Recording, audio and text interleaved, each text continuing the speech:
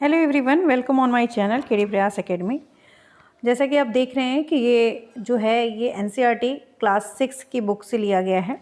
आज जो टॉपिक पढ़ने वाले हैं हम लोग, सीटेट की प्रिपरेशन अगर आप कर रहे हैं तो ये क्लास आपके लिए है, क्योंकि वहाँ पे पेपर 2 में आपसे एनसीईआरटी से सारे क्वेश्चंस आते हैं। साइंस के हो चाहे सोशल साइंस के हो, तो आपको एनसीईआरटी पढ़ना इंपॉर्टेंट है, ये सभी को पता है। तो सबसे पहले हमारे पास इतना टाइम भी है कि हम आराम से एनसीईआरटी को पढ़ सकते हैं। अगर कम टाइम होता है तो नहीं करते हैं। आपके पेपर जो हैं वो जुलाई में होने वाले हैं, तो हमारे पास टोटल 3 मंथ का टाइम है और हम एनसीईआरटी आराम से कवर कर सकते हैं। आप लोगों के लिए मैं नोट्स भी बना रही हूँ, वन लाइनर, जो मैं आपके साथ बोर्ड पे डायरेक्ट डिस्कस करूँगी। प्रीवियस ईयर पेपर भी हम लोग इसके साथ साथ ही डिस्कस करते रहेंगे। क्लास 6 ख़त्म होने के बाद क्लास 7 और क्लास 8 तीनों ही क्लासेस और 9th के कुछ टॉपिक जो इम्पोर्टेंट है उसको देखेंगे। तो आज की ये वीडियो इम्पॉर्टेंट है, क्योंकि जो पहला चैप्टर है क्लास 6 का, उसमें जो सबसे इम्पॉर्टेंट चीज़ें हैं वो इस आज की वीडियो में लास्ट में, इस चैप्टर के लास्ट में है और बहुत ही इम्पॉर्टेंट चीज़ें हैं जहाँ से पेपर आता है। तो सबसे पहला टॉपिक है बैलेंस डाइट यानी संतुलित आहार। तो संतुलित आहार क्या होता है? देखिए, हमारे शरीर को डिफरेंट लोग डिफरेंट टाइप का जो है वर्क करते हैं, और जितनी शरीर को एनर्जी की आवश्यकता होती है उसके हिसाब से हमारा भोजन होना चाहिए।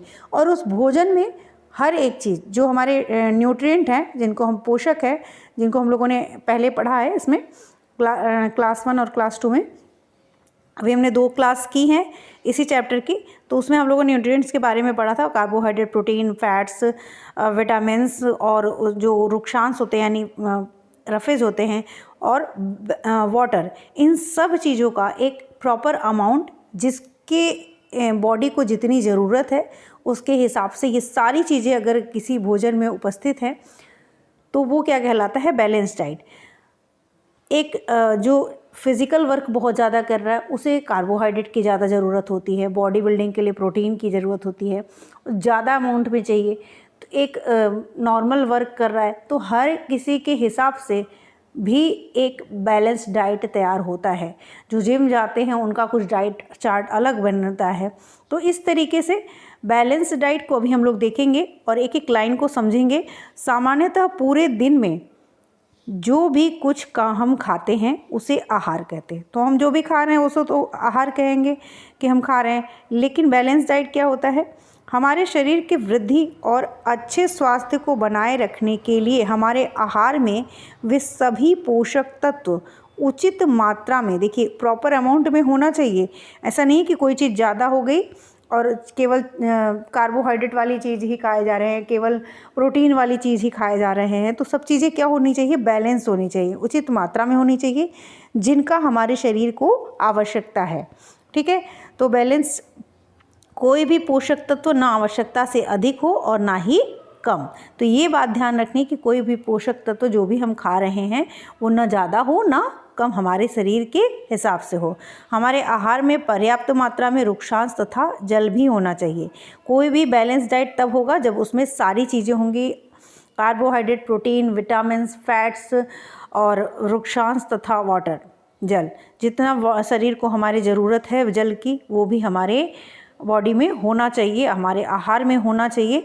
तब वो आहार क्या कहलाएगा? इस प्रकार के आहार को संतुलित आहार कहते हैं। आई होप आप सभी लोगों को समझ में आ गया होगा कि संतुलित आहार यानी बैलेंस डाइट क्या होता है। ठीक है, यहाँ पे आगे दिया हुआ है, क्या आप सोचते हैं कि प्रत्येक आयु वर्ग के लोगों को एक ही प्रकार के आहार की आवश्यकता होती है? जैसे मैंने बताया था कि जो डिफरेंट आयु वर्ग के लोग हैं उनकी फिजिकल वर्क भी अलग अलग होते हैं, तो उनको एक जैसे डाइट की ज़रूरत नहीं होती, वो अलग अलग डाइट की आवश्यकता होती है। क्या आप यह भी सोचते हैं कि हमारा संतुलित आहार हमारे शारीरिक कार्य पर निर्भर करता है? तो ये वही बात हो गई, हम जिस तरीके का फिजिकल वर्क करते हैं उस तरीके का हमारा आहार होता है।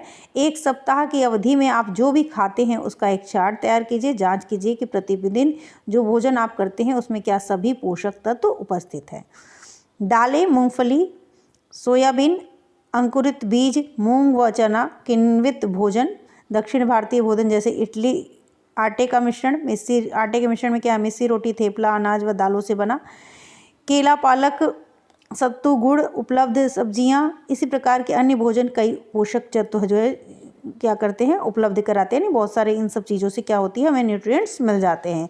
इसलिए कोई व्यक्ति अल्प व्यय में भी संतुलित आहार खा सकता है। तो हर चीज़ बहुत महंगी हो ऐसे ज़रूरी नहीं है। नॉर्मल जो हमारे आसपास चीज़ें मौजूद हैं वो उनमें सारे पोषक तत्व तो मिल जाते हैं। तो हम एक अल्प व्यय, थोड़ा सा अव्यय करके खर्च में भी एक बैलेंस डाइट अपना बना सकते हैं।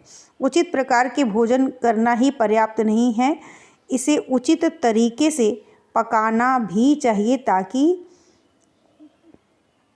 इस पोषक तत्व नष्ट न हो। क्यों? क्या आप जानते हैं कि पकाते समय कुछ पोषक तत्व नष्ट हो जाते हैं। छिलका उतार कर सब्जियां और फलों को धोया जाता है। तो यहाँ से देखिए क्वेश्चन भी बना हुआ है कि पोषक तत्व नष्ट हो जाने पे ये क्वेश्चन बना हुआ है। आप लोगों को जब आप लोग प्रीवियस ईयर सॉल्व करते हैं तो वहाँ पे आपको दिखेगा ये क्वेश्चन। जब हम छिलका उतार कर यदि सब्जियों और फलों को धोया जाता है तो यह संभव है कि कुछ विटामिन्स नष्ट हो जाएं। सब्जियों और फलों की त्वचा में कई महत्वपूर्ण विटामिन तथा खनिज लवण होते हैं। चावल और दालों को बार बार धोने से उनमें उपस्थित विटामिन और कुछ खनिज लवण अलग हो सकते हैं। तो ये भी है इम्पॉर्टेंट चीज़। तो इसका मतलब है कि जब हम भोजन को पकाते हैं तो बहुत ज़्यादा देर तक नहीं पकाना चाहिए। और जब सब्जियों को पकाते हैं तो उसके छिलके उतार कर, हम लोग तो बिना टेस्ट नहीं आता इसलिए हम लोग छिलके उतार लेते हैं, लेकिन जितना हो सके छिलकों में भी उनके विटामिन्स, कुछ विटामिन्स खनिज लवण होते हैं जो ख़त्म हो जाते हैं। ठीक है। और दाल और चावल को भी बार बार बहुत ज़्यादा नहीं धुलना चाहिए। बिना धुले तो हम लोग नहीं खाते हैं, लेकिन बहुत ज़्यादा नहीं धुलना चाहिए, उससे भी कुछ पौष्टिक तत्व जो होते हैं वो नष्ट हो जाते हैं। उसके अलावा है कि सभी जानते हैं कि भोजन को पकाने से भोजन का स्वाद बढ़ता है और तथा इसे पचाने से आसानी होती है। इसके साथ पकाने में कुछ पोषक तत्वों की हानि भी हो सकती है। यदि भोजन पकाने में अत्यधिक जल का उपयोग किया जाता है और बाद में उसे फेंक दिया जाता है तो कई लाभदायक प्रोटीन तथा खनिज लवणों की हानि हो जाती है। यानी का मतलब कि जब भोजन पकाते हैं हम तो पानी का जो इस्तेमाल करते हैं उसमें उन पानी को फेंकना नहीं चाहिए, क्योंकि जो चीज़ें हम पका रहे हैं उनसे जो विटामिन्स और प्रोटीन्स, जो भी पोषक तत्व निकलते हैं वो पानी में घुल जाते हैं और उस पानी को ही हम अगर फेंक देंगे तो वो पानी, सारे पोषक तत्व क्या हैं, बहुत सारे पोषक तत्व बाहर चले जाएंगे और वो उस भोजन में उन सब चीज़ों की मात्रा जो है कम हो जाएगी। इसलिए हमको उस पानी का भी यूज़ करना चाहिए। पकाने में विटामिन सी आसानी से गर्मी से नष्ट हो जाता है। क्या यह उचित नहीं होगा कि हम अपने आहार में फल और कच्ची सब्जियों को सम्मिलित करें? इसीलिए कहा जाता है कि सैलड वगैरह खाइए।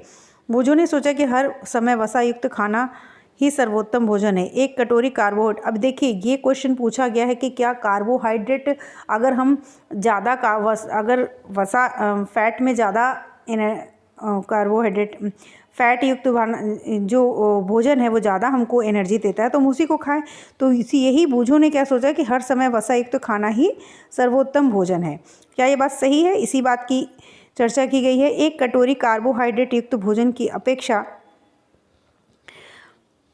कार्बोहाइड्रेट की अपेक्षा एक कटोरी वसा युक्त भोजन अधिक ऊर्जा देगा। दोनों ही समान मात्रा में, लेकिन वसा से ज़्यादा ऊर्जा मिलेगी।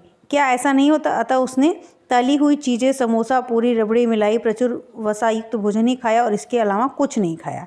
तो उसके साथ क्या हुआ ये भी देखते हैं हम लोग आगे।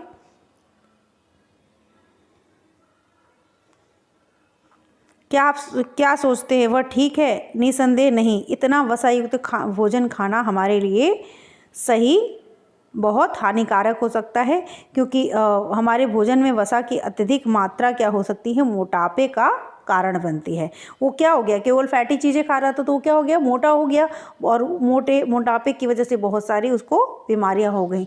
तो कोई भी ऐसी चीज़ों को अधिक मात्रा में, एक सब कुछ एक बैलेंस, एक प्रॉपर अमाउंट में खाना चाहिए, यही बात कही गई है। तो ये क्वेश्चन बना के भी पूछा गया था। अभावजन्य रोग क्या होते हैं? तो यही बात है जो बैलेंस डाइट से ये संबंधित होता है, अभावजन्य रोग।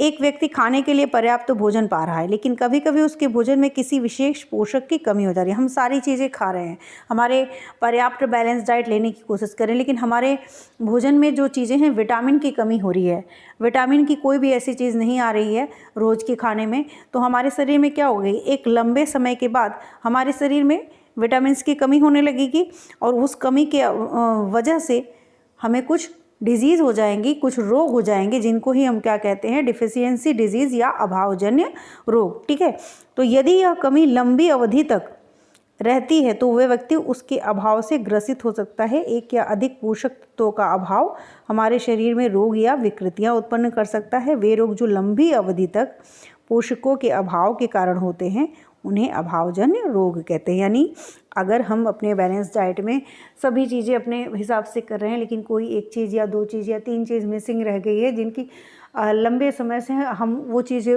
बहुत कम ले रहे हैं, जैसे कि हमने कार्बोहाइड्रेट वाला चीज़ डाइट पे चले गए हैं, कार्बोहाइड्रेट वाली चीज़ बहुत कम कर दिए हैं ताकि हम मोटे ना हो, तो वो भी हमें एक समय तक कार्बोहाइड्रेट की कमी होते होते हमें प्रॉब्लम होनी शुरू हो जाएगी और हम किसी न किसी डिजीज़ से प्रॉब्लम में आने लगेंगे। और ऐसी ही कमी को क्या कहते हैं, डिफिशियंसी डिजीज़, या ऐसी कमी के कारण जो रोग होते हैं, डिजीज़ होती हैं, उन्हीं को डिफिशियंसी डिजीज़ या अभावजन्य रोग कहते हैं। ठीक है,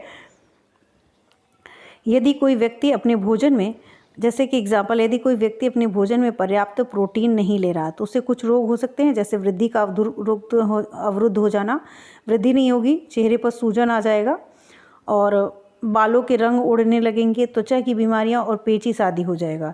यदि प्रोटीन तथा कार्बोहाइड्रेट नहीं लेंगे, दोनों ही व्यक्ति के आहार में एक लंबे समय तक अनुपस्थित रहेंगे तो क्या हो जाएगा, उसकी वृद्धि पूरी तरह से अवरुद्ध हो जाएगी। ठीक है, ऐसा व्यक्ति बहुत दुबला पतला हो जाएगा, वह इतना दुर्बल हो जाएगी कि चलने में भी असमर्थ होगा। अगर उस व्यक्ति के शरीर में मान लीजिए विटामिन का अभाव हो गया तो विटामिन अथवा या खनिज लवण के अभाव से विभिन्न रोग अथवा विकृतियां हो सकती हैं, जो कि यहाँ पे कुछ विकृतियों का नाम भी दिया गया जहाँ से क्वेश्चन बनते हैं, आप सभी कॉम्पिटिटिव एग्जाम में बनते हैं। तो ये बहुत इंपॉर्टेंट टॉपिक होगा। नीचे अभी हम लोग चार्ट देखेंगे। सभी अभावजन्य रोगों की रोकथाम संतुलित आहार लेने से की जा सकती है। तो यहाँ पे जो चार्ट है उसको हम लोग देख लेते हैं। तो ये है विटामिन और उसके खनिज लवणों के अभाव के होने के वाले कुछ विकार, यानी जैसे कि हमारे शरीर में अगर विटामिन ए की कमी हो जाती है तो उसके कारण जो डिफिशियंसी डिजीज़ या विकार होता है उसको कहते हैं क्षीणता, दृष्टिहीनता, यानी कमज़ोर दृष्टि हो जाती है। हम देखने कब दिखता है, अंधेरे रात में दिखाई देना कम हो जाता है, कभी कभी पूरी तरीके से भी दिखाई देना बंद हो जाता है। तो विटामिन ए हमारे लिए बहुत ज़रूरी है। विटामिन बी के कई कॉम्प्लेक्स होते हैं, तो विटामिन B1, B2 इस तरीके से होते हैं। तो विटामिन B1 से क्या हो जाता है कि कमी से बेरी डिजीज़ हो जाता है। ये बहुत बार हर एग्ज़ाम में, कॉम्पिटिटिव एग्ज़ाम में पूछा ही जाता है, जिसके कारण जो लक्षण है वो दुर्बल पेशियाँ हो जाती हैं, काम करने की ऊर्जा में कमी आ जाती है। ठीक है, विटामिन सी की कमी से कौन सा डिजीज़ हो जाता है, स्कर्वी डिजीज़ हो जाता है, जिसमें मसूड़ों से खून निकलने लगता है, घाव भरने में अधिक समय लगने लगता है। तो ये जो है विटामिन सी के कारण हो जाता है। और क्या है, विटामिन डी से कौन सा डिजीज़ हो जाता है, रिकेट्स, जिसमें अस्थियां जो हैं वो मुलायम होकर मुड़ जाती हैं। ठीक है, उसके बाद है कैल्शियम की कमी से क्या हो जाता है, उसके बाद है कैल्शियम की कमी से अस्थियां और दंत क्षय हो जाता है, डिजीज़ हो जाता है, यानी कमज़ोर अस्थियां हो जाती हैं और दांत गिरने लगते हैं। आयोडीन की कमी से घेंघा यानी ग्वाइटर रोग हो जाता है, जिसमें गर्दन की ग्रंथि जो होती है वो फूल जाती है और बच्चों में मानसिक विकलांगता भी, लोह यानी लोह की कमी से अरक्तता रोग हो जाता है, यानी जो है ब्लड की कमी हो जाती है और उसके कारण क्या होती है, कमजोरी आने लगती है। तो ये सारी चीज़ें हैं जो बहुत इम्पॉर्टेंट ये चार्ट है एक्चुअली, जो काफ़ी बार एग्ज़ाम्स में जो हैं आपके पूछे गए हैं। तो इस चार्ट को अच्छे से लर्न कर लीजिएगा। तो हम लोगों ने जितनी सारी चीज़ें पढ़ी हैं, और ये मैंने शॉर्ट्स में भी आप लोगों को डिस्कस किया था क्योंकि ये बहुत इम्पॉर्टेंट है। जैसे ये जो है ये एक लोगो है, और इस पे क्वेश्चंस बन सकता है कि ये लोगो क्या है। तो ये एक FSSAI मानकों के अनुसार दृढ़ीकृत खाद्य पदार्थों का लोगो है। खाद्य पदार्थों के सुदृढ़ीकरण से क्या अभिप्राय है कि मुख्य भोजन जैसे चावल, गेहूं, तेल, दूध और नमक में प्रमुख विटामिन और खनिजों को मिलाकर उनके पोषक तत्वों को उत्तम बनाया गया है। मतलब जिस फोर्टिफाइड अगर ये रहता है तो इसका मतलब है कि वो भोजन क्या है, वो चीज़ें क्या हैं, उनमें पर्याप्त मात्रा में पोषक तत्व तो मौजूद हैं। ठीक है, तो ये एक लोगो है और इसको आप लोग ध्यान में रखिएगा। आज के लिए इतना ही और ये चैप्टर फिनिश हो गया। यानी इस चैप्टर तीनों वीडियो को जो मैंने लिया है उसको अगर आप देख लेते हैं तो आपका ये पहला चैप्टर तैयार हो जाता है और इसमें से कोई भी क्वेश्चंस आपके छूटेंगे नहीं। जहाँ तक रही नोट्स की बात, तो मैं नोट्स बना रही हूँ जो आप लोगों के साथ बोर्ड पे डिस्कस करूँगी। प्रीवियस ईयर पेपर भी डिस्कस करेंगे, सारी चीज़ें हमारी टाइम से हो जाएंगी और क्लास 6 फटाफट ख़त्म करके हम 7th 8th 9th भी देखेंगे। 9th के कुछ इम्पॉर्टेंट ही चैप्टर्स देखने हैं जिनको हम देख लेंगे। ठीक है, आज के लिए इतना ही और आई होप कि आप सभी को वीडियो पसंद आ रही हो और आप लोग इसे ज़्यादा से ज़्यादा शेयर करिए, वॉच करिए, ताकि और भी चीज़ें हम आगे जितनी भी हैं हमारा भी थोड़ा मोटिवेशन हो और हम अपने जो नोट्स हैं वो जल्दी से जल्दी आप लोगों के साथ, जितना मैं मेहनत कर रही हूँ उसका फल मुझे भी मिले। कुछ कम से कम स्टूडेंट देख रहे हैं, इस चीज़ से भी संतुष्टि मिलती है। तो आप लोगों के लाइक कमेंट ज़रूरी हैं। Thank you.